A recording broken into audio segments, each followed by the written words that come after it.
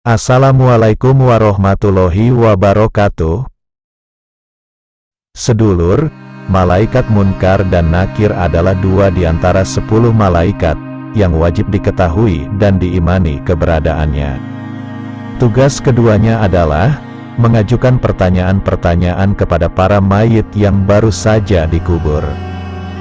Diriwayatkan dalam sebuah hadis, tatkala mayit diletakkan dalam kubur, maka datanglah dua malaikat, dengan menggunakan pakaian serba hitam, kedua matanya menatap tajam, pandangannya menakutkan, suaranya seperti guntur yang menyambar.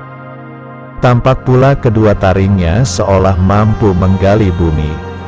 Lalu keduanya datang kepada mayat di sekitar kepalanya. Dalam hadis yang lain disebutkan pula bahwa mata keduanya seperti belanga yang terbuat dari tembaga, dan taringnya laksana tanduk sapi, sedang suaranya tidak ubahnya halilintar. Dalam keterangan yang lain diriwayatkan, bahwa malaikat Munkar dan Nakir bisa menggali dan menginjak hanya dengan menggunakan rambut yang dimiliki. Di samping itu, masing-masing mereka juga membawa sebuah tongkat atau gada besi yang memiliki bobot sangat berat.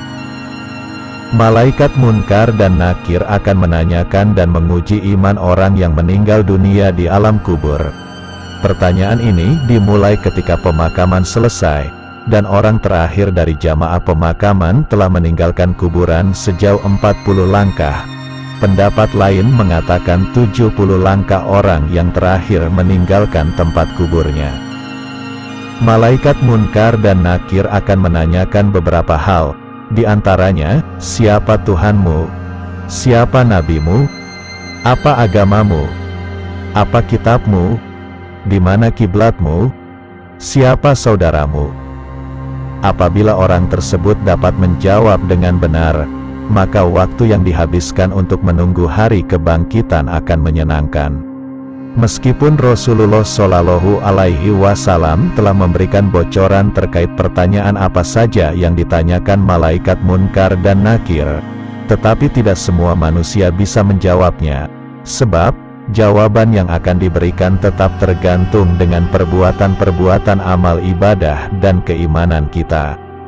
Orang mukmin yang soleh akan menjawab pertanyaan malaikat Munkar dan Nakir dengan benar.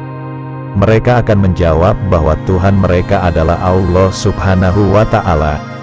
Muhammad adalah nabi mereka, Islam adalah agama mereka, Al-Quran adalah kitab mereka, Ka'bah adalah kiblat mereka, dan muslimin dan muslimat adalah saudara mereka. Lalu Allah Subhanahu wa Ta'ala akan memberikannya istirahat hingga pada waktunya akan dibangunkan oleh orang yang paling dikasihinya.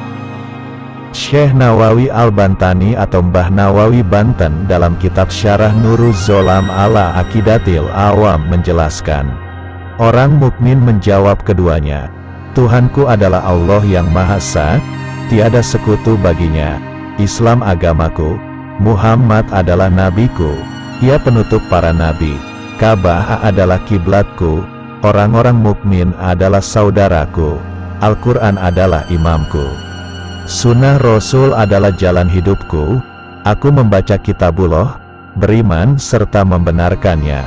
Kedua malaikat itu berkata kepada ahli kubur yang beriman ketika mendapat taufik untuk menjawabnya, kau benar, tidurlah sebagaimana tidur para pengantin yang tiada dapat membangunkannya kecuali orang yang paling mengasihinya.